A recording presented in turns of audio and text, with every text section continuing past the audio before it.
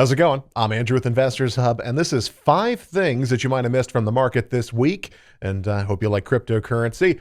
Also, be sure to slap that like button because metrics validate my employment. So cryptocurrency tripped and fell into a bear trap on Wednesday and bounced back undeterred, or at least undeterred from its slow trickling death these past 2 weeks. And Bitcoin is the flagship for cryptocurrency, despite me complaining about it. So that's the example I'll use. Bitcoin dropped to $30,000 in a flash and then bounced off that $30,000 like a dead body full of dime store bouncy balls, up to $42,000, but it's still continuously trickling down. And the reason that the drop happened is probably due to the fact that the Chinese government basically solidified the fact that their financial institutions are not supposed to be trading in cryptocurrencies, and the overwhelming majority of Bitcoin hash mining power goes on in China. So the Ethereum 2.0 update Altair is also on its way. So Altair is an upgrade to the Bitcoin Beacon blockchain, which is basically the working model of Ethereum 2.0, the proof of stake system that will be merged with the proof of work system sometime in late 2021 or early 2022. And this Altair update is changing the reward and punishment structure on the proof of concept system that they got running right now. And that update is supposed to happen in July or August. And if you want to learn more about cryptocurrency, we talked to Clem Chambers a lot, and we talked to him this week, last week, and most of the weeks prior. So check out our channel. So on Wednesday, the cryptocurrency market just went straight down, but the whole market really went crazy on Wednesday. Everything just went up and down and up and down and up and down on the S&P 500.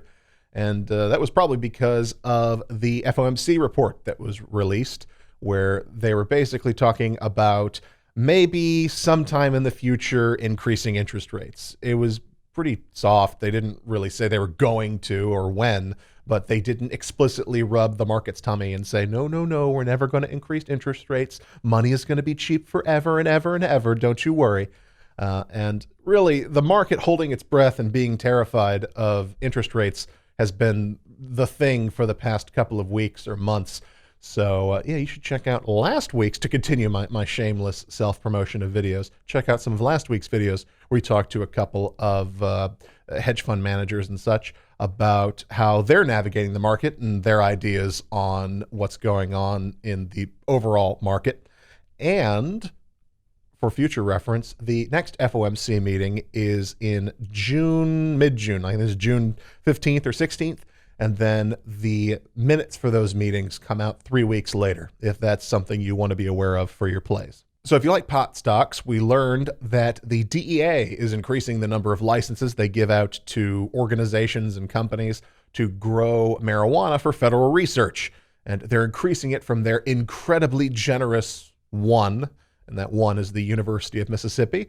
And if you want to get some perspective on that, we talked to Ted Ohashi on Tuesday, so check that one out. So there's more competition in the electric vehicle space. Ford revealed their new electric vehicle F-150, the Lightning F-150. It's supposed to come out in the spring of 2022. They're selling it for $40,000. And yeah, more competition in the EV space. We also learned that Michael Burry, that guy that famously predicted the 2008 stock market crash from the mortgage crisis, and he was also in that movie, The Big Short, or at least someone played him in that movie, The Big Short. And he's got 8,000 put contracts out against Tesla. So this week I've been working on some upgrades to the channel, and hopefully we'll roll those out soon. I made this cute little logo animation, among other things.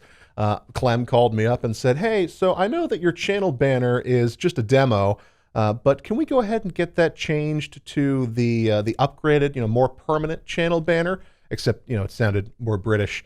And I said, yes, that was the demo version. Definitely not my best effort. So I tried again. I made a different one, and I think it looks better. And what else was I going to say? Make sure to interview. Oh, yeah. So do me a favor, like, comment, and subscribe. Share the video, and I'll see you again soon.